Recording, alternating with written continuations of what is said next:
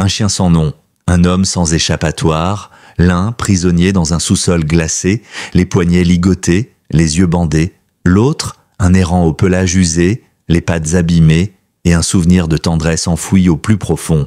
Pas de médaille, pas de maître, aucun ordre, juste l'instinct. Et lorsque tout le monde abandonna l'adjoint du shérif Nathan Cole, un berger allemand oublié refusa d'abdiquer. Il entendit le silence. Il vit à travers l'obscurité. Et ce qu'il fit ensuite va peut-être raviver votre foi en la loyauté et en ces secondes chances que l'on n'ose plus espérer. Si vous pensez vous aussi qu'aucun héros, ni homme ni chien, ne devrait être abandonné, alors cette histoire est faite pour vous. La neige était tombée drue la veille, ensevelissant les collines de Westvale, Montana, sous un manteau blanc et silencieux. L'air était tranchant, saturé de glace et d'aiguilles de pin. Le soleil, encore faible, luttait pour percer un ciel de plomb. Nous étions début janvier. Ce genre de matin où même le vent semble épuisé, figé dans un souffle glacé trop las pour hurler. À la lisière nord de la ville, au-delà des voies sphérées et d'une clôture éventrée, encerclant un ancien site de stockage de bois, s'élevait un vieil entrepôt abandonné. 3 étages de briques rouges, écaillés par les années et les intempéries. Les vitres étaient brisées ou couvertes de planches déformées. Un grillage à moitié effondré, menacé de rouille, quiconque oserait s'aventurer. Dans ce décor fantomatique, une silhouette détonnait. Un berger allemand amaigri, les côtes saillantes sous un pelage en bataille, avançait avec prudence mais détermination. Son nom avait autrefois été gravé sur un collier depuis longtemps disparu. Aujourd'hui, plus personne ne l'appelait ainsi, mais il s'appelait Ranger. Âgé d'environ 7 ans, il avait été un chien de recherche et de sauvetage certifié, entraîné pour retrouver des randonneurs perdus ou des survivants prisonniers de décombres. Son poil, jadis brillant et bien brossé, était désormais terne, alourdi par la neige et la saleté. Son oreille droite portait une entaille ancienne, souvenir d'un éboulement durant un exercice de sauvetage, et ses yeux, d'un ambre profond cerclé de noir, brillaient encore d'une intelligence vive et d'une discipline forgée par les années. Ce n'est pas la guerre qui l'avait brisé, c'était la perte. Il avait été le partenaire de l'agente Sarah Larkin, une femme grande, aux yeux acérés, à la peau dorée par le soleil et à la voix grave mais adoucie par la bienveillance. Sarah n'était pas seulement sa coéquipière, elle était sa maison. Quand elle périt dans l'incendie de son immeuble, piégé lors d'une évacuation qui tourna mal, quelque chose s'effondra dans Ranger. Il avait tenté de la sortir des flammes jusqu'à s'en ensanglanter les coussinets, mais le feu l'emporta. Et lorsque le commissariat récupéra le chien, rien en lui ne voulait rester. Une nuit, il s'éclipsa dans les bois et ne revint jamais. Depuis, il survivait au bord de la ville, ombre silencieuse parmi les décharges et les ruelles, vivant de restes et d'instincts. Mais ce matin-là, quelque chose attira son attention. Un son, faible, humain. Ce n'était pas un renard, ni un raton laveur. Ce n'était pas un cerf blessé. C'était autre chose, un gémissement, étouffé. Étranglé par le bois et la neige, Ranger s'immobilisa tête penchée. Le son revint, plus pressant. Il avança, truffe frémissante. L'odeur le frappa net. Sang, peur, chair humaine. Il remonta la piste jusqu'à une lucarne de sous-sol fendue, mais scellée. À travers le verre givré, il souffla doucement. La buée de son souffle révéla l'intérieur. Un homme était ligoté sur une chaise en plein milieu d'une pièce de béton brute, à peine éclairée par une ampoule vacillante suspendue à un fil. Sa tête pendait, les yeux couverts d'un tissu noir. Ses poignets, attachés avec une corde rugueuse, étaient écorchés et enflés. Son uniforme était en lambeaux, mais encore reconnaissable. C'était bien lui, l'adjoint Nathan Cole, 30 ans, silhouette élancée, barbe taillée, cheveux sombres plaqués par la sueur. Cela faisait 3 jours que la ville avait placardé sa photo sur chaque poteau, chaque vitrine. Ranger les avait vus, il n'avait pas lu les mots, mais il comprenait l'urgence. L'odeur ne mentait pas. L'homme sentait la douleur, mais aussi quelque chose de plus, la ténacité. Ce parfum familier qu'il avait déjà connu, celui que Sarah portait dans ses veines. Dans la pièce, Nathan remua. Un faible râle s'échappa de ses lèvres. Ranger émit un grognement, pas hostile, instinctif, un avertissement. Nathan redressa soudain la tête. Il ne pouvait rien voir, mais il entendit. Quelqu'un, quelque chose, sa voix était rauque. « Qui est là ? Aidez-moi, je vous en supplie !» Ranger gratta la vitre doucement. Nathan se figea. Le grognement reprit, plus doux. « Un chien ? Est-ce que c'est un chien ?» souffla-t-il. Et quelque chose bascula dans Ranger. comme si un interrupteur s'enclenchait dans les recoins de sa mémoire. Ce n'était plus un vagabond, c'était une mission, un appel. Et il était le seul à pouvoir y répondre. Il grattait maintenant plus fort, mais la fenêtre ne cédait pas. Les murs étaient épais, le froid et la poussière mordaient ses narines. Il ne pouvait pas entrer, pas encore. Mais il pouvait retenir l'odeur, retenir l'endroit, il reviendrait.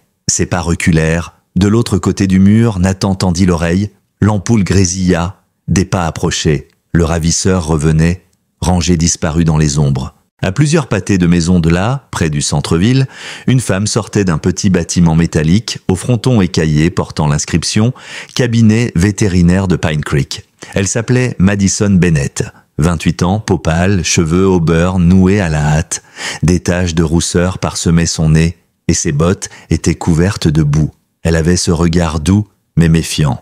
Une marque laissée par des années à soigner des animaux que les autres avaient laissé tomber. Elle avait grandi à Westvale, puis était partie faire ses études vétérinaires. Revenue après la mort de son père, elle avait hérité du cabinet et de son habitude de nourrir les errants derrière le bâtiment. Ce matin-là, elle tenait une gamelle de croquettes et un bouchon rempli d'eau tiède. Elle les posa sur une dalle de ciment, puis siffla doucement. « Allez, soldat, tu l'as bien mérité ton petit déj !» À sa grande surprise, le berger allemand apparut, boitant légèrement, les yeux brillants, méfiants mais fixes. Elle s'accroupit, laissant l'espace. Et le silence. « T'as une sale mine, garçon », murmura-t-elle. Mais au lieu de manger, le chien déposa quelque chose à ses pieds. Madison fronça les sourcils. Une chaussure, détrempée, couverte de boue, déchirée. Quand elle se pencha pour la ramasser, elle pâlit. Sur le cuir, un insigne. Une étoile argentée traversée par une branche de pin. Elle avait déjà vu cet emblème. C'était celui du département de police de Westvale. Et il y avait du sang. Le cœur de Madison battait plus vite. Elle leva lentement les yeux vers le chien. Mais il avait déjà reculé de 2 pas, la fixant d'un regard si intense qu'elle en oublia presque de respirer. Puis, sans un son, il fit demi-tour et disparut dans les flocons. Elle resta là, figée, la chaussure tremblante entre les mains. Ses doigts touchèrent le cuir imbibé. C'était bien ce qu'elle pensait, le sang avait séché autour du col, formant de fines croûtes sombres. C'était une botte réglementaire, taille moyenne, avec à l'intérieur une inscription à peine lisible griffonnée au feutre « N-Call ». Un frisson lui parcourut l'échine. Elle rentra en courant dans le cabinet. Dans son bureau éclairé par des néons fatigués, Madison déposa la botte sur une serviette bleue à côté de son clavier. Elle l'avait nettoyée juste assez pour rendre visible l'emblème de la police locale. L'odeur de désinfectant se mêlait à celle du cuir humide. Elle ouvrit son ordinateur portable et lança la diffusion des informations locales. La neige tombait toujours, effaçant les contours du monde à travers la baie vitrée. L'image mit du temps à apparaître, puis le visage de l'adjoint Cole remplit l'écran. 30 ans. Dernier contact radio enregistré 3 nuits plus tôt, peu avant 23 heures. Aucun témoin, aucun suspect, pas de véhicule retrouvé. Rien. Un policier volatilisé dans la nuit. Elle se mordit la lèvre. Elle se souvenait de lui, vaguement. De ses passages à la clinique, il avait cette façon de s'accroupir à hauteur des enfants, d'appeler chaque chien par son prénom. Une fois, elle l'avait vu donner une barre de céréales à un chiot abandonné derrière son bâtiment. Un berger allemand, d'ailleurs, le même que ce matin. Elle sentit son estomac se nouer. La clochette du cabinet tinta. Elle sursauta et saisit son téléphone. Le temps pressait. Elle composa le numéro du standard. Une voix grave décrocha. « Département de police de Westvale, j'écoute. » Elle inspira un grand coup. « Ici, Madison Bennett, vétérinaire au Pine Creek Clinic. Je crois que j'ai quelque chose, une botte. Je pense qu'elle appartient à Nathan Cole. » Il y eut un silence. « Vous êtes sûr que ce n'est pas une de nos unités ?»« Non, répondit-elle aussitôt. Elle est tachée de sang, et un chien me l'a apportée. Un berger allemand, pas de collier. » Nouveau silence, puis enfin, « Ne bougez pas, on vous envoie quelqu'un ?» Moins de 20 minutes plus tard, la porte s'ouvrit sur un homme massif. Il secouait la neige de son long manteau brun. Ses traits étaient burinés, son regard épuisé. C'était le shérif Douglas Maddox, 62 ans, pilier de la ville, connu pour son calme légendaire et ses silences réfléchis. Il ôta ses gants, examina la botte que Madison lui tendait. « Vous dites qu'un chien vous l'a apporté ?» Elle acquiesça. Un berger allemand, mâle, boitait, cicatrice ancienne sur l'oreille droite. Il semblait concentré, comme s'il savait ce qu'il faisait. Maddox tourna lentement la botte entre ses mains. « C'est bien sa taille », murmura-t-il. Il regarda à l'intérieur puis hocha la tête. « Son nom est encore là, dans la doublure ?» Il se redressa. « Où est allé le chien ?» Madison pointa l'arrière du bâtiment vers la lisière des arbres et le vieux dépôt abandonné. Maddox expira longuement. Cet endroit est fermé depuis plus de 10 ans.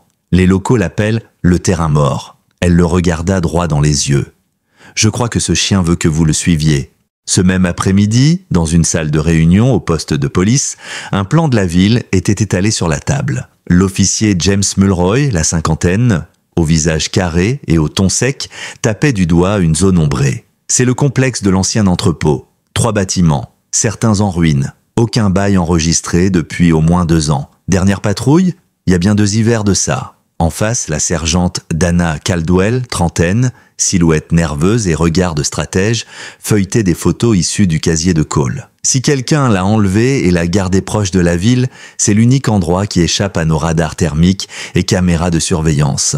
Maddox entra, tenant une pochette plastique contenant la botte. Ceci a été retrouvé ce matin, couvert de sang, et appartenant à Cole. Il laissa peser ses mots avant d'ajouter « Le chien a mené Madison Bennett dans cette direction. » Mulroy haussa les sourcils. « Un chien errant, c'est tout ce qu'on a ?» Maddox soutint son regard. « C'est plus que ce qu'on avait hier. » Dana acquiesça. « Alors on le suit. » Maddox pointa la carte. « Pas d'alerte publique, pas de fuite dans les médias, on forme une équipe de recherche pour l'aube, avant que la prochaine tempête ne frappe. » Cette nuit-là, derrière la clinique, Madison déposa un bol de ragoût tiède et un gant en laine fraîchement tricoté. Le vent transperçait sa veste, mais elle resta, les bras croisés contre elle-même. « T'es où, garçon ?» murmura-t-elle. Juste au-delà de la clôture glacée, une ombre se figea. 2 yeux d'ambre brillèrent dans l'obscurité, puis disparurent. Dans les profondeurs de l'entrepôt, Cole tomba à nouveau la tête en avant. Il ne sentait plus ses jambes. Ses poignets le brûlaient. Chaque respiration devenait plus difficile. L'odeur de bois pourri et de métal huilé l'encerclait comme un linceul. Il ne savait plus depuis combien de temps il était là. Il se souvenait du choc. Des pneus sur le gravier, d'un impact brutal sur le côté de sa voiture, puis le noir. Un bruit infime le tira de sa torpeur, un cliquetis, des griffes sur du béton, puis une exhalation chaude, proche. Il se figea. « Y a quelqu'un ?» Sa voix n'était plus qu'un souffle. Pas de réponse, mais une présence. Quelque chose tout près. Il sentit une langue râpeuse effleurer ses poignets. 1, 2 fois, il tressaillit, surpris. « Attends, un chien ?» murmura-t-il. Il ne bougea plus. La langue revint, léchant les nœuds de la corde, doucement, avec méthode. Ce n'était ni sauvage ni désespéré. C'était calculé, entraîné. Les griffes raclèrent à nouveau le sol. Le chien bougea, se rapprocha, effleura ses jambes, puis tira doucement sur le tissu qui lui bandait les yeux. Les dents saisirent le nœud, et lentement, la pression céda. La lumière, aussi faible soit-elle, le frappa de plein fouet. Il cligna des yeux, la vision brouillée par des jours d'ombre forcés. Et quand sa vue s'ajusta enfin, il le vit. Le berger allemand, mince mais robuste, le pelage mêlé de noir et de fauve, couvert de boue et de givre. Une patte arrière affaiblie, une oreille marquée, mais dans ses yeux, une lueur vive, une flamme qui n'avait pas été éteinte. Cole sentit sa gorge se serrer. « Toi, d'où tu viens ?» murmura-t-il. Le chien ne répondit pas. Il s'assit simplement, droit, calme, comme un soldat en garde. Cole cligna lentement. Ce chien n'était pas un hasard. Au poste de police de Westvale, la sergente Dana Caldwell fixait l'écran du bureau technique, le doigt posé sur la touche pause d'une vidéo granuleuse. Elle tourna la tête vers le jeune officier assis devant l'ordinateur. « Reviens 5 secondes en arrière », ordonna-t-elle. L'officier Milo Reyes, la vingtaine, silhouette mince et lunettes à monture noire, acquiesça et tapota sur son clavier. Diplômé en cybercriminalité, Milo était discret, méticuleux, toujours absorbé par ses analyses silencieuses. « Là », dit-il en désignant un point sur l'écran, « c'est le même chien. Le berger allemand. Il traverse la route 14, transportant quelque chose. » Dana plissa les yeux. « Tu peux zoomer ?» L'image se pixelisa davantage. Dans la gueule du chien, on distinguait une botte, semelle usée, cuir sombre, du sang au niveau du col. « C'est celle de Cole », murmura Dana. Milo vérifia le journal vidéo. 5h12 du matin hier, environ 1h30 avant l'appel de Madison Bennett. Dana croisa les bras. Ce chien a retrouvé Cole avant tout le monde. C'est à ce moment que le shérif Maddox entra, sa veste encore recouverte de neige. Il s'approche de l'écran, observant l'image silencieuse. « C'est pas un simple chien qui cherche de la chaleur », déclara Dana. Maddox opina. « Tu connais l'histoire de Sarah Larkin ?» Milo leva les yeux. « L'agente décédée dans l'incendie d'un immeuble il y a 2 ans ?» Exactement. Dana ajouta. Selon les archives vétérinaires, elle était associée à un berger allemand nommé Rook. Maddox hocha la tête lentement. Ce chien a disparu le jour de ses funérailles, plus revu depuis. Milo tapota à nouveau son clavier, puis afficha un ancien dossier K9. Une photo apparut, même regard, même entaille à l'oreille, même pelage fauve et noir. Si c'est bien lui, alors il n'a rien oublié. Dans l'ombre de l'entrepôt, Rook, car tel était bien son nom, se redressa soudainement, oreilles en alerte. Quelque chose, des vibrations, des pas au-dessus. Cole sentit la tension du chien et murmura « Quelqu'un approche ?» Le berger allemand grogna doucement et se dirigea vers la porte du sous-sol. Il s'abaissa, posture défensive. Ses muscles bandés, la queue figée. Les pas s'arrêtèrent juste de l'autre côté. Puis un bruit métallique, un loquet, silence. Cole retint son souffle. La porte resta close. Celui qui était là avait changé d'avis. Rook recula dans les ombres. À l'autre bout de la ville, Madison sortit une dernière fois vérifier la gamelle qu'elle avait laissée. Vide. Elle sourit faiblement, mais son regard s'assombrit lorsqu'elle remarqua une goutte rouge dans la neige, une trace de sang juste à côté d'une empreinte de patte. Elle se retourna aussitôt, rentrant d'un pas pressé. Dans le sous-sol, l'ampoule suspendue oscillait lentement. La lumière vacillait sur les murs humides et les cordes qui entaillaient toujours les poignets de Cole. Mais son regard restait fixé sur le chien devant lui. Rook ne bougeait plus. Il gardait sa position, les yeux rivés sur la porte, le temps semblait figé. Et pour la première fois depuis des jours, Cole se sentit moins seul. « Merci », murmura-t-il, la gorge sèche. « Grâce à toi, je peux voir à nouveau. » Le chien incline la tête, puis soudain il bondit vers la porte. Il aboya, une fois, puis une deuxième, plus forte. Son cri résonna dans le couloir de béton. Chaque fibre de son corps était tendue. Il appelait, il avertissait. Cole se redressa un peu, le cœur battant. « Tu appelles quelqu'un ?» souffla-t-il. « Continue, vas-y !» Et il aboya encore. Au poste de police, Madison patientait dans le couloir. Ses bras serraient un dossier cartonné rempli de vieilles photos, d'ordonnances et de notes manuscrites. Quand Dana la rejoignit, elle lui tendit le tout. « J'ai fouillé dans mes archives. Tout ce que j'avais sur un berger allemand correspondant à votre chien. Cicatrice à l'oreille gauche, légère boiterie arrière, il s'appelait Rook. » Dana feuilleta les documents lentement. On vient justement de l'identifier via les fichiers K9. Il appartenait bien à Sarah Larkin. Madison hocha la tête. Elle me l'a amené une fois, après un incendie. Il avait sorti un enfant de sous une cabane effondrée. C'était pas juste un bon chien, il était chirurgical. Dana reprit, la voix plus douce. Elle est morte dans un effondrement, c'est ça ? Madison acquiesça. Et il a disparu après son enterrement. C'est alors que Milo surgit du bureau technique. On a du nouveau. Drone thermique a capté un signal au sud du dépôt, forme canine, se déplace d'est en ouest. Il s'est arrêté près d'une grille de ventilation. Une image floue apparut à l'écran. Une silhouette chaude, allongée contre une structure glacée. Dana pivota vers Madison. « Votre chien vient peut-être de nous indiquer l'endroit exact. » Le cœur de Madison se serra. « Alors ne perdez pas de temps. » De retour dans le sous-sol, Cole sursauta au son de pas à l'étage. Rook arrêta d'aboyer, se tapit dans l'ombre. Les bottes ralentirent, 2, puis rien. Cole murmura « C'est lui, pas vrai ?» Le chien ne bougea pas, mais ses yeux parlaient. Il était en alerte. Un bruit métallique résonna plus loin dans le bâtiment. Pas la porte, autre chose. Un signal, un avertissement. Cole n'était pas sûr. Rook revint à ses côtés et toucha du museau ses poignets noués. Un geste discret. Un encouragement, comme pour lui dire « Tiens bon ». Au poste de commandement, Maddox se penchait au-dessus d'une carte satellite du dépôt. Le complexe a 4 structures principales, dit-il. L'une est effondrée depuis 2010, mais le sous-sol est encore accessible. À peine. Dana montra une marque rouge.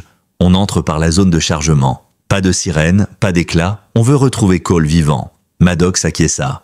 La porte s'ouvrit et l'adjoint Lane Tully entra. 35 ans, barbe rousse et carrure robuste, il était connu pour sa rigueur prudente. « Équipe prête », dit-il. « Drones en place, chien repérage, caméra thermique. » Maddox hocha la tête. « Alors allons chercher notre homme. » Le vent hurlait maintenant à travers les arbres. Les flocons tombaient avec moins de force, mais la neige avait déjà recouvert la ville d'un manteau épais. Au cœur du dépôt, dans les entrailles du bâtiment effondré, l'ampoule au-dessus de Cole oscillait lentement, projetant des ombres fuyantes sur les murs sales. Cole, toujours attaché à la chaise, la peau marquée de brûlures de corde, rassembla ses forces. Il savait que le moment approchait. Quelqu'un allait franchir cette porte.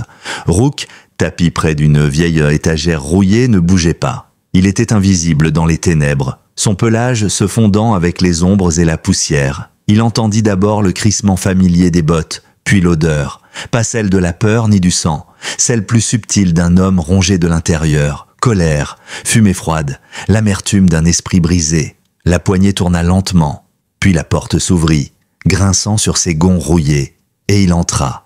Frank Mercer, 58 ans, silhouette trapue, épaules tombantes, regard fuyant. Il portait une veste en flanelle élimée et des bottes de travail maculées d'huile. Sa barbe noire, striée de gris, était mal taillée et une vieille cicatrice lui barrait la mâchoire gauche. Autrefois gardien de nuit dans une clinique psychiatrique, il avait été renvoyé après plusieurs incidents inquiétants, menaces, violences, crises. Depuis, il vivait à la marge, occupant des caravanes sur les terrains vides de West Vale, oublié de tous, nourri de rancune. Il s'avança vers Cole avec un plateau bancal dans les mains, une tranche de pain, un gobelet d'eau. « Tu dors, hein » marmonna-t-il. Il déposa le plateau au sol. « J'ai été généreux, flic. Tu peux pas dire le contraire. » Cole ne répondit pas. Sa gorge était en feu, son esprit dans un brouillard. Il savait que parler maintenant n'était pas stratégique. Mercer s'accroupit près de lui. « T'étais toujours souriant dans ta voiture, pas vrai ? Toujours à faire semblant d'être du bon côté. » Il approche son visage. « Tu crois encore en la justice ? Tu crois que t'as raison d'être là ?» Le silence de Cole sembla le frustrer. « Tu crois que tu vaux mieux que moi ?» murmura-t-il. Rook, toujours dans l'ombre, tremblait légèrement. Non pas de peur, de tension, d'attente. Il observait tout, les mains de Mercer, son ceinturon, la lanière usée d'où pendait un vieux cutter de chantier. Cole, à peine conscient, vit le chien remuer d'1 centimètre. Et il comprit. Il détourna les yeux de Mercer pour ne pas trahir la présence de son allié. Mercer se leva, tourna en rond. Ce lieu, il appartenait à mon père. À des hommes comme moi. On travaillait dur, on comptait. Et maintenant, il lança un regard vide vers les murs. On nous a laissé pourrir ici. Et toi, t'es venu poser des questions ? T'as vu ce que t'aurais pas dû ? Rook se faufila lentement, chaque pas un silence. Il longea les murs, s'approchant de la trajectoire parfaite. Mercer parlait encore, marmonnant pour lui-même. Cole attendait, rétention de souffle, Rook n'était plus qu'à quelques mètres. Son regard rivé au cutter, puis Mercer se figea. Il avait vu quelque chose. Qu'est-ce que... Son regard se posa sur le chien. Il pâlit. « Encore toi ?» gronda-t-il. Il fit un pas. « T'étais là hier soir, pas vrai ?» Rook découvrit les dents, silencieusement. Mercer porta la main à sa ceinture. « Tu m'as suivi ? T'as ramené les autres avec toi ?» La voix devint un murmure rageur. « Ils viennent ?» Et c'est à ce moment-là que Rook aboya. Une fois, court, sèche, autoritaire. Et dehors, la voix fusa. « Police ! Les mains en l'air !» Mercer se figea. Panique immédiate. Il tira violemment Cole par le col, cherchant à l'utiliser comme bouclier. Mais Rook avait déjà bondi. Il percuta Mercer de plein fouet, les crocs refermés sur son avant-bras. L'homme hurla, chutant à la renverse, lâchant son arme improvisée. Cole bascula sur le côté, la chaise explosant sous le choc. Rook se dressa au-dessus de Mercer, grognant, bloquant ses mouvements. La porte vola en éclats, des faisceaux lumineux balayèrent la pièce. « Ne bougez plus !» hurla Dana. Maddox entra à sa suite, arme dégainée. L'adjoint Tully se précipita vers Cole. « On vous tient, adjoint, c'est terminé !» Cole, à bout de souffle, leva les yeux. « Le chien, il vous a amené ici !» Maddox fixa Rook, toujours posté entre Mercer et le chaos. Et il murmura avec gravité « Bon chien !» Plus tard, le silence était presque étrange, celui des hôpitaux, l'odeur d'antiseptique, le bip régulier des machines. Cole ouvrit lentement les yeux. Un lit, une perfusion, la lumière artificielle du plafond, et le vide étrange dans sa poitrine. Le vide laissé par le souvenir de ce sous-sol. Pas le froid, pas la douleur, non, l'absence de celui qui l'avait sauvé, de celui qui était venu, un chien, mais pas n'importe lequel. La porte s'ouvrit doucement. Maddox entra, les traits plus tirés que jamais, la neige encore accrochée à son manteau. Dana le suivait, un carnet à la main. Elle s'approcha. « Comment vous sentez-vous » Cole inspira douloureusement, comme après une chute dans un broyeur à bois. Dana esquissa un sourire. « Alors vous êtes vivant ?» Cole regarda Maddox. « Et lui ?» Mercer ? Le shérif acquiesça. « En détention, il n'a pas dit grand-chose, mais on commence à comprendre. Il a mentionné un acheteur, quelqu'un qui voulait vous remplacer. » Cole fronça les sourcils. « Remplacer ?» Dana ouvrit son carnet. Il a parlé d'un homme dans une camionnette blanche. Un homme qui lui avait promis une nouvelle Jessica. Cole se figea. « Jessica ?» Maddox murmura. « Sa fille, morte dans un accident il y a 3 ans. Il a perdu sa femme le même jour. Il n'a jamais réussi à remonter. » Dana ajouta. « Il est trop instable pour être le cerveau. Et s'il a vraiment collaboré avec quelqu'un, alors ce que nous avons sous les yeux dépasse largement Westvale. » Un silence pesant s'abattit. Puis Cole demanda, presque à voix basse, « Et le chien ?» Maddox secoua la tête. « Nos agents l'ont vu filer vers les bois, juste après votre extraction. Disparu avant qu'on puisse l'identifier. » Dana le regarda. « Vous avez dit qu'il obéissait. » Cole acquiesça. « Pas juste obéir. Il savait quand se baisser, comment avancer. Il cherchait mes ordres même quand je ne pouvais pas parler. Il a été formé. » Maddox croisa les bras. « Et d'après Madison Bennett, c'est bien Rook, l'ancien K9 de Sarah Larkin. » Cole murmura. « Je me souviens de Sarah. Elle est morte il y a 2 ans, dans cet immeuble. Et Rook a disparu le jour de ses funérailles, jusqu'à maintenant. » Cole se redressa légèrement. Une certitude pesait dans sa poitrine. Il n'a pas seulement survécu, il s'est souvenu. Dans un petit chalet à l'orée de Westvale, les fenêtres embuées par la vapeur d'une bouilloire laissaient entrevoir une lumière chaleureuse. À l'intérieur, le salon était modeste mais plein de vie. Des livres empilés sur des étagères basses, un plaid en laine jeté sur un canapé usé, et sur le sol, une couverture tachée de sang, pliée avec un soin presque rituel. Madison était à genoux, une éponge humide à la main, frottant doucement la flaque brunâtre. Elle ne pleurait pas. Ce n'était pas son genre, mais chacun de ses gestes portait une tendresse grave, comme si elle nettoyait un autel. Rook avait dormi là, juste là, 2 nuits auparavant, avant de lui apporter la botte. Elle se souvenait de son regard. Ce n'était pas celui d'un errant, pas un mendiant, mais celui d'un être qui comprenait, qui choisissait. Une voix s'éleva depuis la cuisine. « Tu vas bien ?» C'était Jonah Farrell, son voisin et ami de toujours. La quarantaine, barbe poivre et sel, fine silhouette recouverte de sa combinaison d'atelier. Il sortait tout juste de sa journée au garage, l'odeur d'huile encore accrochée à sa veste. Il entra dans le salon avec 2 tasses fumantes. « Du thé, avec du miel, tu en as besoin ?» Il posa une tasse près d'elle et s'assit lentement. Madison resta silencieuse un instant, les yeux sur la tache presque effacée. Puis elle souffla. « Ce n'est pas juste un chien, Jonah. Il s'appelait Rook. C'était un K9. Il a sauvé cet homme. » Jonah hocha la tête. « Et maintenant, il est où ?» Elle leva enfin les yeux. « Là dehors, quelque part, blessé, fatigué, mais vivant.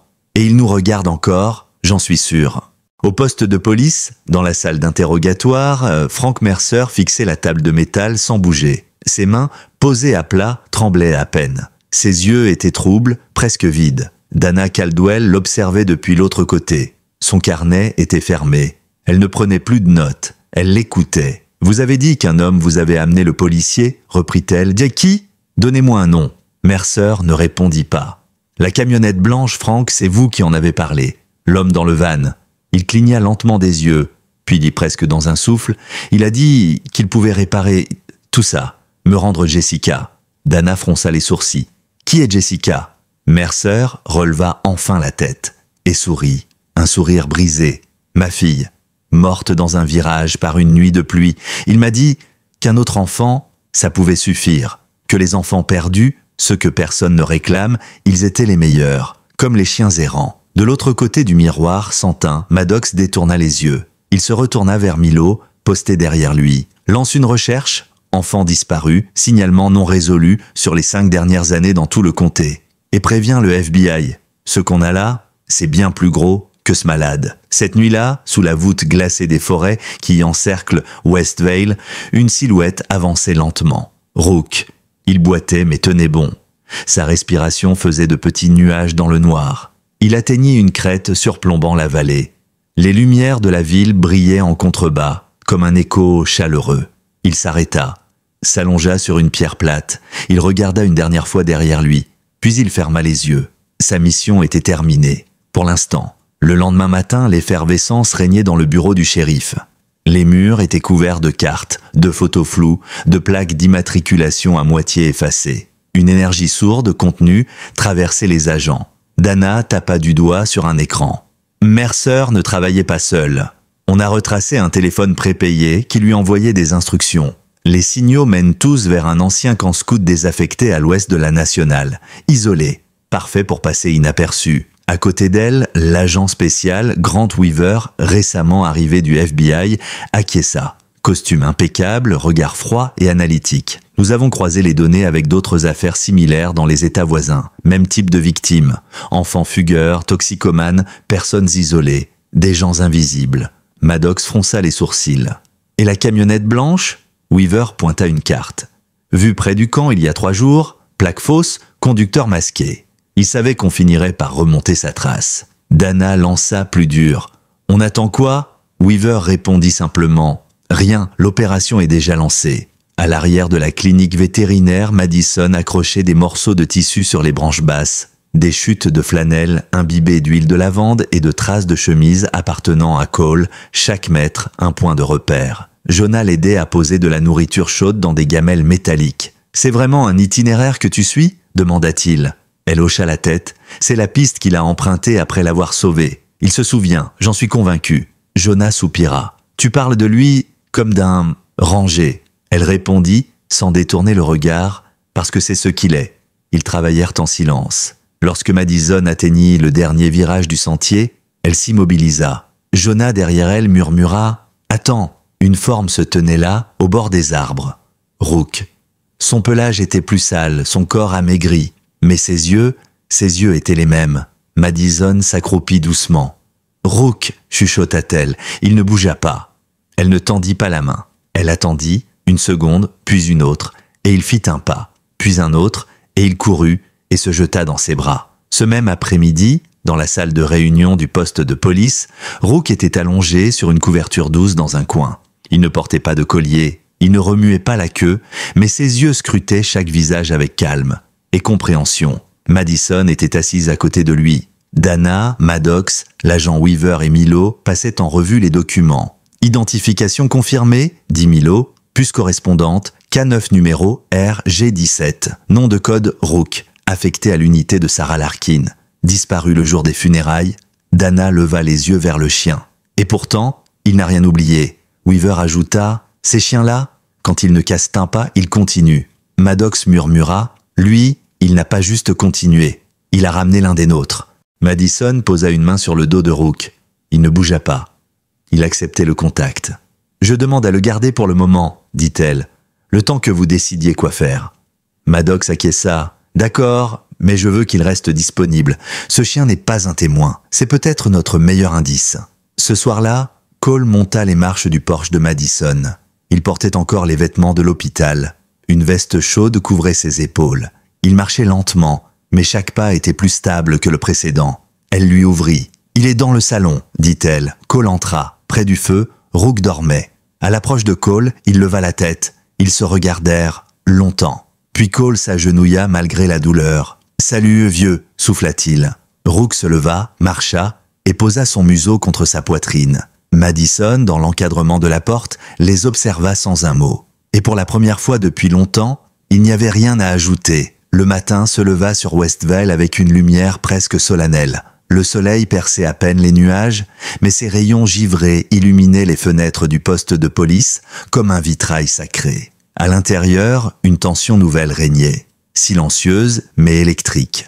Autour de la grande table du centre opérationnel, l'agent fédéral Grant Weaver surplombait une carte satellite du camp de Cold Pines, le doigt posé sur une série de coordonnées marquées à l'encre rouge. C'est pour aujourd'hui, 2 heures avant l'échange prévu. Son ton était calme, précis. Il ne laissait aucune place à l'erreur. Le shérif Maddox, plus grisonnant encore que quelques semaines plus tôt, hocha lentement la tête. Tout le monde a été briefé, pas de bavure, pas de mouvement prématuré. Dans un coin de la salle, Rook était assis, la tête légèrement penchée, ses yeux fixant l'écran où s'affichait la carte du vieux camp abandonné. Il ne faisait pas de bruit, mais sa simple présence imposait le respect. Un chien comme une ligne de front.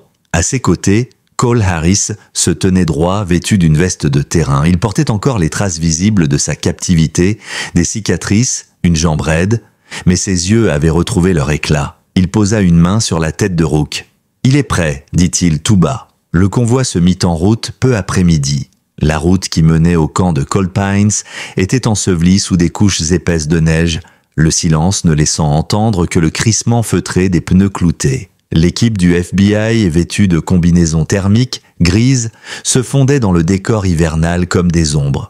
Aucun mot inutile, aucune erreur. Rook marchait en tête, museau au sol, guidé non pas par la vue, mais par l'odeur, par l'instinct, par cette mission qui l'animait depuis toujours. Derrière lui, Cole suivait ses pas mesurés. Il avait insisté pour accompagner l'équipe, malgré son état. Rook n'obéissait qu'à lui.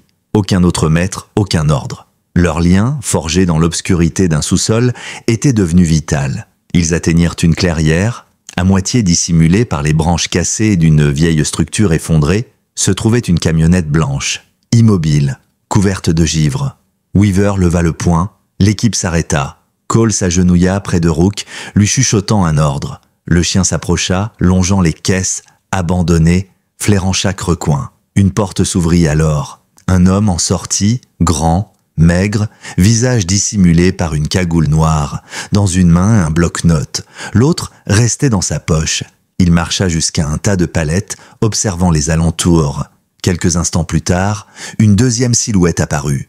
Plus trapue, armée, Weaver parla dans la radio. « Tenez-vous prêts, pas encore !» Mais Rook tourna brusquement la tête. Il se dirigea vers l'arrière de la camionnette, il s'arrêta, aboya. Une seule fois, un son sec, profond. Cole se raidit. « C'est pas un signal d'alerte » murmura-t-il. « C'est un avertissement. » Weaver donna le feu vert. L'unité surgit en silence. Le premier homme tenta de fuir, mais fut plaqué au sol. Le deuxième leva son arme, trop lent. Il fut désarmé en moins de 5 secondes. Weaver ouvrit les portes arrière du véhicule. Ce qu'il vit le cloua sur place. 2 enfants, recroquevillés. Un garçon et une fille, pas plus de 9 ans. Les poignets attachés par des liens en plastique. Leur visage pâle, figé par la peur. Le garçon émit un petit gémissement. La fillette, elle, ne pleurait pas. Elle fixait simplement Weaver avec des yeux vides. Jusqu'à ce que Rook saute dans la camionnette. Il s'allongea entre eux. Le garçon éclata en sanglots et se serra contre lui. La fillette trembla, puis, lentement, posa la main sur la fourrure chaude du chien. Weaver recula d'un pas, la gorge serrée. Dans les heures qui suivirent, la nouvelle se propagea comme une traînée de poudre. Les hélicoptères tournoyaient au-dessus de Westvale. Des images captées par les drones montrèrent Rook descendant du fourgon, les 2 enfants agrippés à lui. Sur les plateaux télé, son nom fut prononcé comme une légende. Mais à Westvale, la vie reprenait doucement, sans fanfare. Cole était assis sur les marches du commissariat, à côté de Maddox.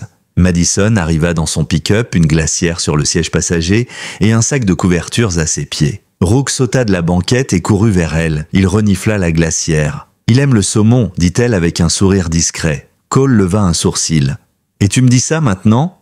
Maddox les rejoignit. « Madison Bennett », dit-il en tendant la main. « Au nom de Westvale et de l'État de l'Oregon, merci pour votre aide dans l'identification de victimes et le retour de Rook. » Elle répondit simplement « J'ai juste nourri un errant. » Mais Maddox secoua la tête. « Non, vous avez nourri un soldat. » Ce week-end-là, dans un terrain dégagé derrière le commissariat, une petite scène avait été installée. Des chaises pliantes étaient alignées malgré le froid. Le soleil brillait, rare clarté dans un hiver long.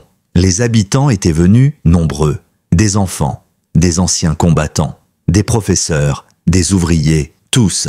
Au centre de la scène, une médaille. Pas une plaque métallique, mais une médaille gravée, fixée à un collier, K9 RG-17. Nom, Rook. Titre, gardien de Westvale. Cole s'avança en uniforme, sa jambe encore légèrement raide, mais le pas assuré. Il s'agenouilla devant le chien. Et, les mains tremblantes, accrocha la médaille à son collier. « Tu acceptes de servir à nouveau ?» demanda-t-il à mi-voix. Rook aboya. Une fois. Les applaudissements éclatèrent. Madison essuya discrètement une larme. « C'est mon garçon », murmura-t-elle.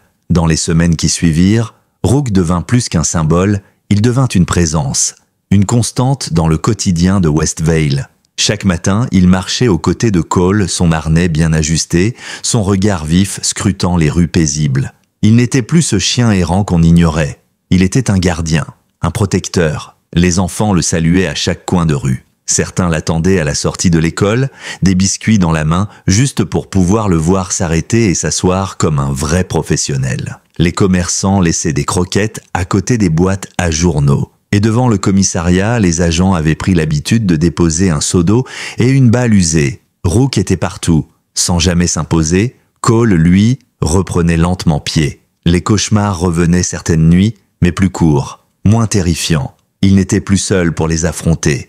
Et chaque fois qu'il se réveillait en sursaut, il trouvait la silhouette familière de Rook, allongée non loin du lit, comme une veille silencieuse.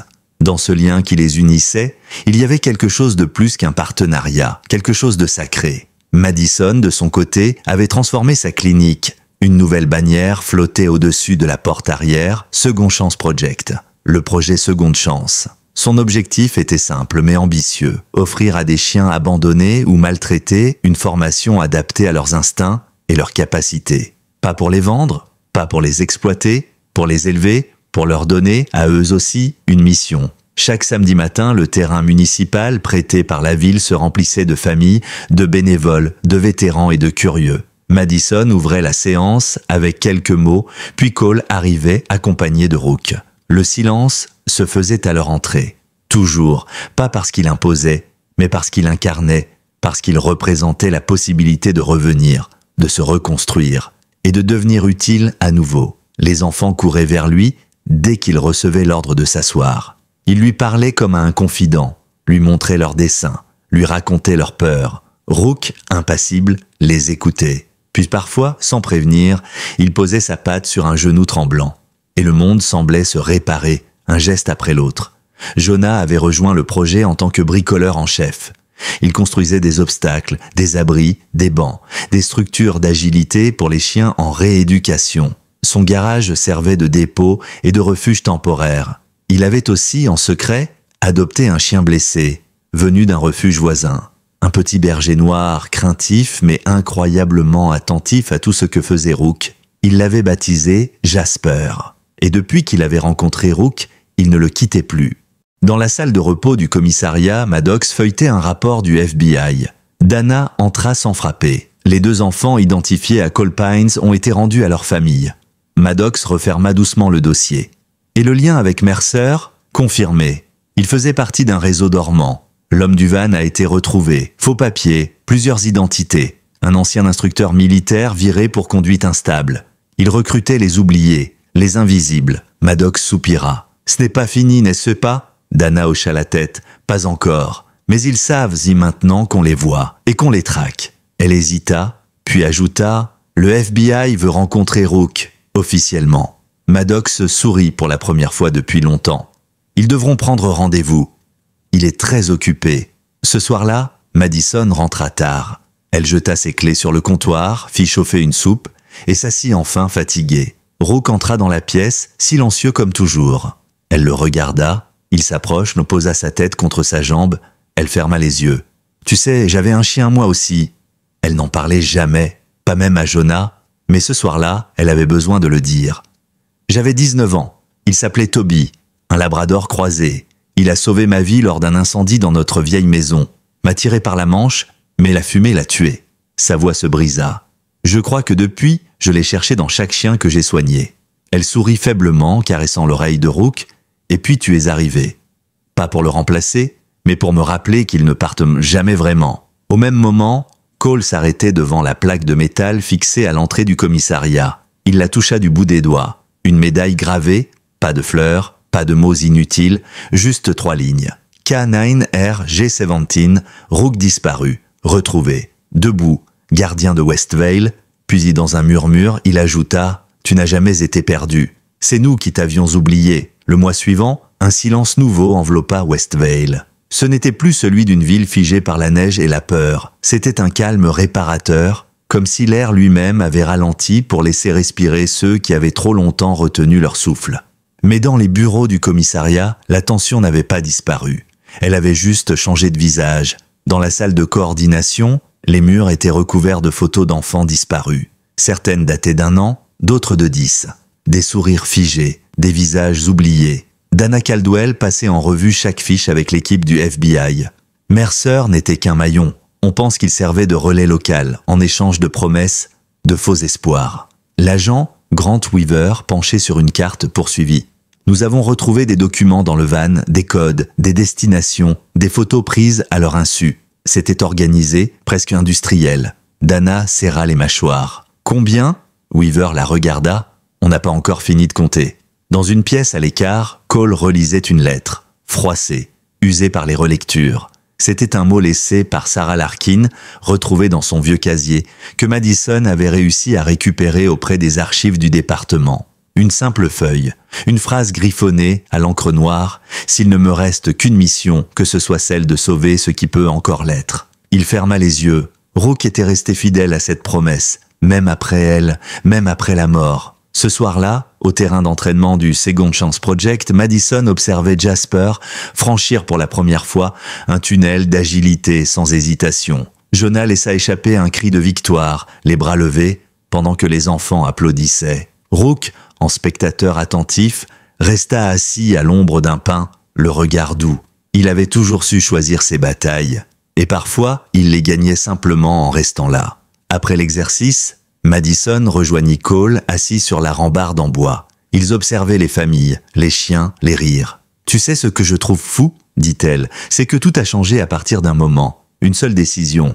Un chien qui a choisi de revenir. » Cole acquiesça. Il n'a pas juste choisi. Il a su. Il marqua une pause. Il a senti que quelque chose clochait. Il a entendu ce que les autres ignoraient.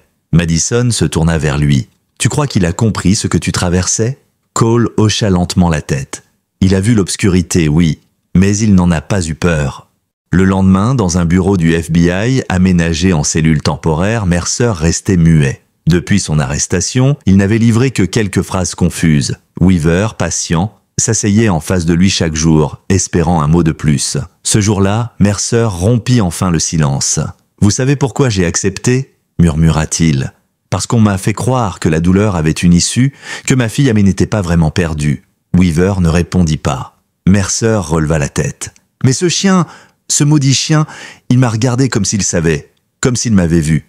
Pas comme un monstre, comme un homme brisé. » Weaver referma son dossier. « Ce chien vous a vu pour ce que vous êtes devenu. Mais il a choisi de sauver un innocent. Et c'est ce qui vous sépare de lui. » À la clinique vétérinaire, Madison installait une nouvelle plaque sur le mur du hall d'entrée. Gravée sobrement, en mémoire de Sarah Larkin, partenaire de Rook, et à tous ceux qui ont continué à servir, même après avoir tout perdu. Elle recula d'un pas. Jonah, derrière elle, posa une main sur son épaule. « Tu crois qu'il comprend tout ça ?» Elle sourit. « Je crois qu'il le ressent, et c'est encore plus fort. » Cole, de son côté, avait repris son service, lentement, à son rythme. Il ne portait plus les mêmes galons, mais on voyait dans les regards des gens qu'il était devenu quelque chose d'autre, un repère, un survivant, et chaque fois qu'il entrait dans une maison, qu'il s'arrêtait pour parler à un enfant ou pour aider un vieil homme à porter ses sacs, Rook était là, calme, à l'écoute, jamais très loin, comme une ombre protectrice.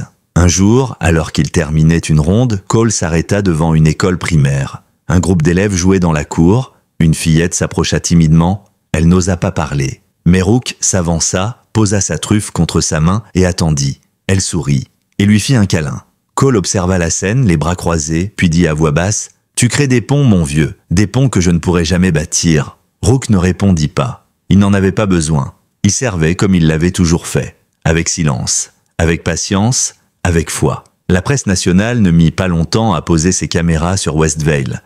Les chaînes d'information installèrent leurs tentes sur les trottoirs, les micros brandis comme des trophées à chaque passage de Cole ou Madison.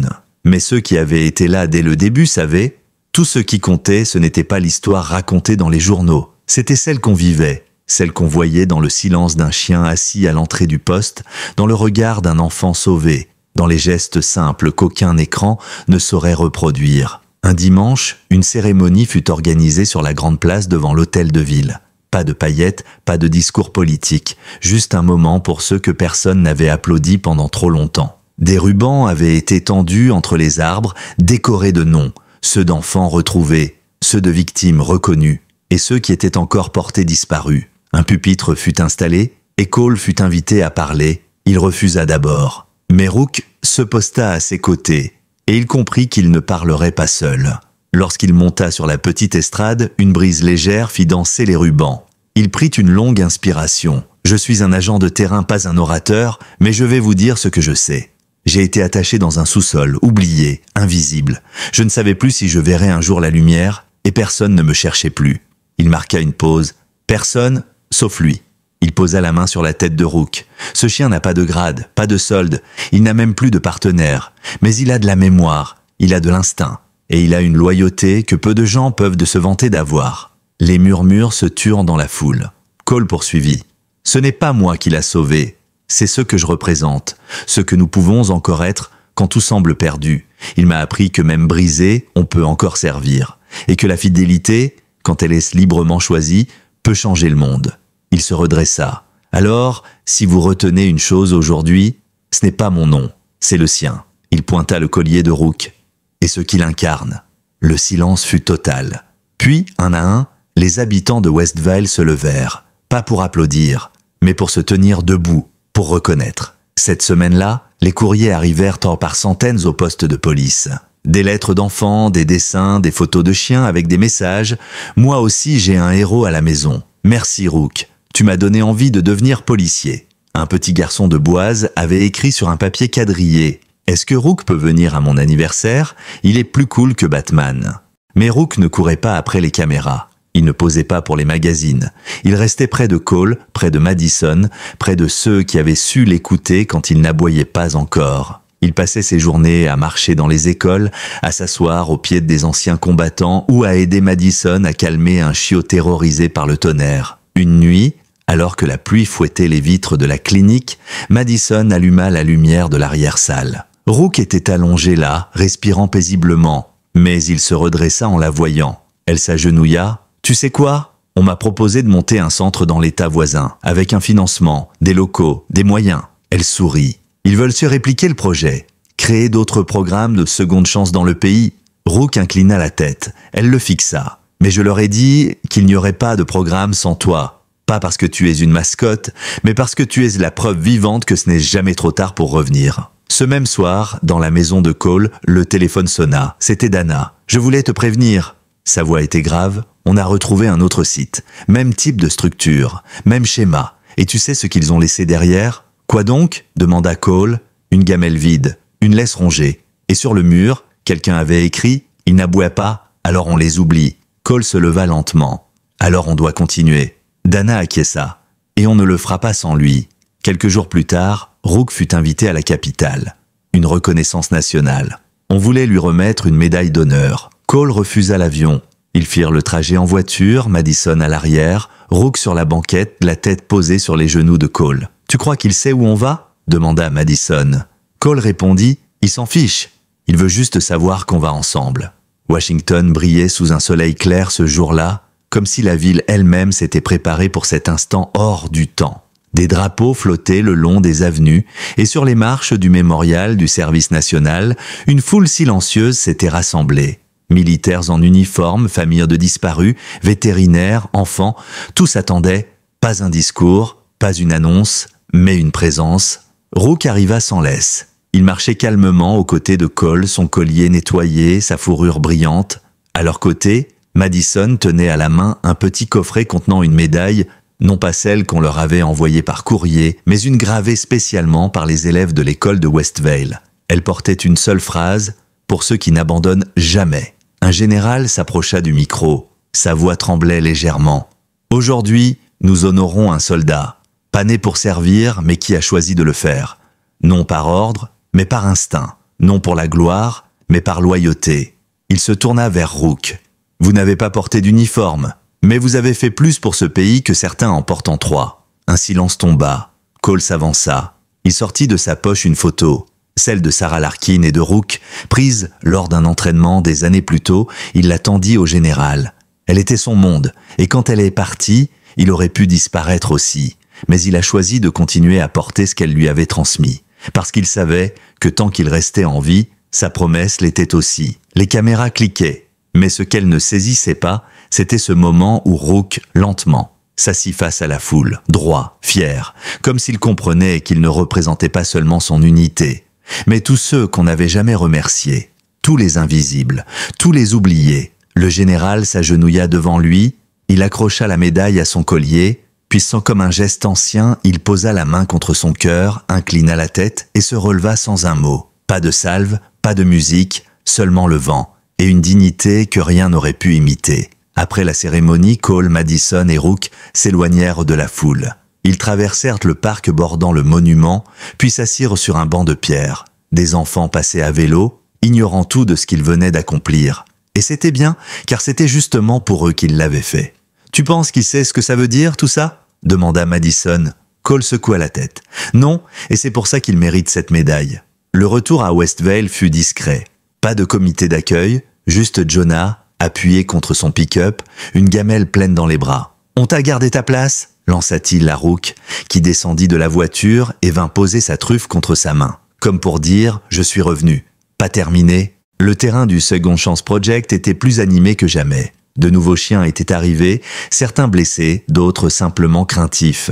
Et parmi eux, un jeune malinois nommé Duke, trouvé à la frontière d'un état voisin, sale, méfiant, mais avec le même regard que Rook, des années plus tôt. Lors de sa première séance, il refusa de bouger, de manger, de répondre. Mais quand Rook entra dans l'enclos, quelque chose changea. Il ne s'approche pas, il ne força rien, il s'assit simplement, à distance, et attendit. Madison observe la scène depuis la barrière. « C'est comme ça qu'il a commencé avec toi, n'est-ce pas ?» dit-elle à Cole. Il sourit. « Exactement comme ça. » Une semaine plus tard, Duke passait le tunnel d'agilité sans hésiter. Le lendemain, Cole reçut un appel d'un département voisin. Un ancien combattant, isolé, vivant dans une ferme reculée, avait été retrouvé dans un état critique après une crise cardiaque. Il avait survécu, parce qu'un chien avait déclenché l'alerte. Personne ne connaissait son nom. Mais dans le rapport médical, une phrase revenait « Chien inconnu a alerté les secours, n'a pas quitté le patient, jusqu'à l'arrivée de l'ambulance. » Cole raccrocha, puis il regarda Rook. « Tu vois ce que tu as lancé ?» Rook, comme à son habitude, resta silencieux. Mais dans la lumière du matin, il y avait quelque chose dans ses yeux. Une certitude, comme s'il savait que la boucle n'était pas encore tout à fait bouclée. L'hiver s'effaçait lentement à Westvale, laissant place à une saison incertaine, entre brume matinale et soleil timide. Les rues reprenaient vie, les écoles ouvraient leurs portes plus tôt, et dans les parcs, les cris d'enfants couvraient à nouveau le bruit des sirènes. Mais dans cette douceur retrouvée, un frisson nouveau s'infiltra dans le cœur de ceux qui veillaient sur la ville. Un matin, Rook refusa de se lever. Cole, d'abord, pensa à un coup de fatigue. Il l'avait vu courir, jouer, guider d'autres chiens plus jeunes jusqu'à la veille encore. Mais ce jour-là, quelque chose avait changé. Il ne geignait pas. Il ne haletait pas. Il restait simplement là, le regard vers la fenêtre, comme s'il observait un point lointain que nul ne pouvait voir. Madison fut appelée. Elle arriva avec son stéthoscope, son calme, et une inquiétude qu'elle ne parvint pas à cacher. « Son cœur bat plus lentement », dit-elle à voix basse. Pas d'arythmie, pas de choc, juste une lassitude, une fatigue ancrée. Cole la regarda. « Tu veux dire qu'il… » Elle secoua la tête. « Je ne sais pas. Je pense qu'il a porté trop longtemps ce que nous, on n'a pas su exprimer. » Cole s'assit au sol près de lui. Rook tourna lentement la tête, posa sa truffe contre la paume de sa main. Ce contact, aussi simple soit-il, disait tout « Je suis là ». Mais je m'éteins. Les jours suivants, la ville sembla retenir son souffle. Madison ferma la clinique au public. Jonah installa un petit lit d'appoint dans la salle principale. Les enfants venaient déposer des dessins à la fenêtre. Certains chuchotaient des histoires au travers de la vitre, pensant peut-être que Rook les entendrait malgré tout. Et puis un soir, sans prévenir, il se leva, lentement, fragilement, mais debout. Il traversa la pièce, s'arrêta devant la porte et gratta 2 fois. Cole, stupéfait, lui ouvrit. Dehors, la lune baignait le sol d'une lumière pâle. Rook avança, renifla l'air. Puis il prit la direction de la colline surplombant la ville. Là où Sarah venait s'asseoir après chaque mission. Là où les étoiles semblaient plus proches. Cole et Madison le suivirent sans dire un mot. Une fois en haut, Rook s'assit. Il regarda la ville comme un général contemplant les lignes de front d'une bataille désormais finie. Cole s'accroupit à ses côtés. « Tu veux nous dire quelque chose, pas vrai ?» Madison posa sa main sur son épaule. Il nous montre qu'il sait, que c'est bientôt, mais ce n'était pas encore fini. Le lendemain, un appel urgent du shérif Maddox réveilla Cole à l'aube. Un adolescent avait disparu dans les bois au nord de la ville. Parti camper sans autorisation avec un groupe d'amis, il s'était perdu. Le froid était retombé dans la nuit. Le temps pressait. L'unité de recherche était déjà en route. Rook se redressa dès qu'il entendit la radio grésiller. Il s'approche de la porte, la queue basse, mais déterminé. Cole hésita. « T'es pas obligé, mon vieux. Tu nous as déjà tout donné. » Rook planta ses yeux dans les siens, et Cole comprit. Il ne voulait pas partir en silence. Il voulait faire ce pour quoi il avait été façonné. Une dernière fois, ils partirent en voiture jusqu'au point de départ. Les bénévoles, les secouristes, les chiens pisteurs, tous attendaient. Et lorsqu'ils virent Rook sortir de la voiture, un murmure respectueux traversa les rangs. Même les plus jeunes membres de l'équipe semblaient comprendre. Ils étaient sur le point d'assister à quelque chose d'unique. Dans les bois, Rook ne courait plus. Il avançait lentement, méthodiquement. Il flairait les troncs, le sol, les feuilles mortes. Il fit un premier détour, puis un second, et soudain, il s'arrêta. Il poussa un gémissement presque inaudible. Cole s'approcha. « Qu'est-ce que tu vois ?» Rook tourna la tête, une direction bien précise. Ils suivirent le sentier, et après plusieurs minutes, ils trouvèrent une cabane de chasseurs abandonnée. À l'intérieur, recroquevillé sous une bâche, un garçon de 15 ans, tremblant, les lèvres bleues, tenant un téléphone mort dans la main. À la vue de Rook, il murmura « J'ai entendu un chien, je croyais que je rêvais. » Cole sourit, la gorge serrée. Ce chien-là, il ne vient jamais par hasard. Ils ramenèrent l'adolescent sain et sauf. Les secours se dispersèrent, le jour reprit sa course. Mais Cole savait, il le sentait dans l'air. Dans le souffle court de Rook, dans sa fatigue revenue, ce soir-là, à la clinique, Madison alluma une bougie. Cole s'agenouilla près du chien. Jonah arriva avec une couverture, et tous trois entourèrent Rook. Pas pour le pleurer, mais pour l'accompagner. Le matin se leva doucement sur Westvale. Une lumière dorée glissa entre les rideaux de la clinique, caressant le sol avec délicatesse. Dans la pièce principale, tout était silencieux.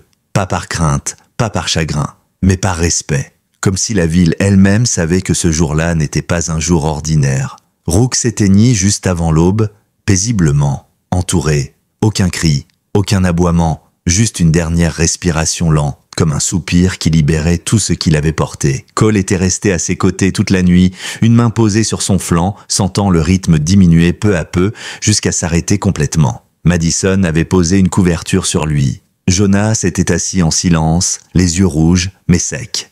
Il n'y avait rien à dire. Tout avait été accompli.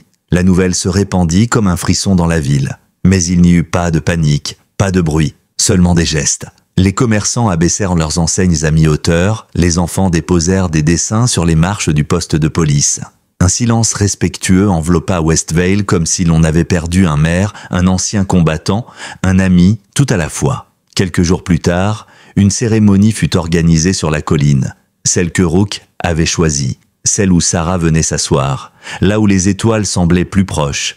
Un petit cercueil de bois, simple, sans ornement, avait été déposé au pied du vieux pin. Cole prononça quelques mots. Il ne lut pas de discours.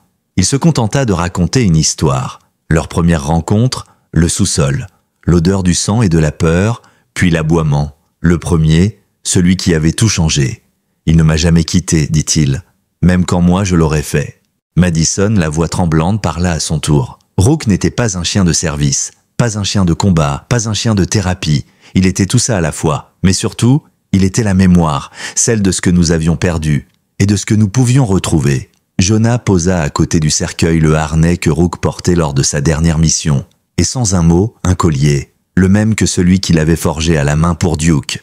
Oui, Duke, le jeune malinois qui depuis ce jour dans l'enclos n'avait plus quitté Westvale. Lorsque les gens commencèrent à redescendre de la colline, Duke s'assit à l'endroit précis où Rook s'était allongé quelques nuits plus tôt. Il leva les yeux vers l'horizon puis ferma les paupières. Pas pour dormir, pour écouter, comme s'il entendait encore les pas de celui qui l'avait précédé. Dans les semaines qui suivirent, le projet Seconde Chance devint une fondation. Soutenu par plusieurs États, il formait désormais des duos chiens humains pour des missions civiles, des interventions dans les écoles ou auprès des anciens combattants. Duke en devint le premier ambassadeur officiel. Pas pour remplacer, pour continuer. Cole, quant à lui, se retira du service actif.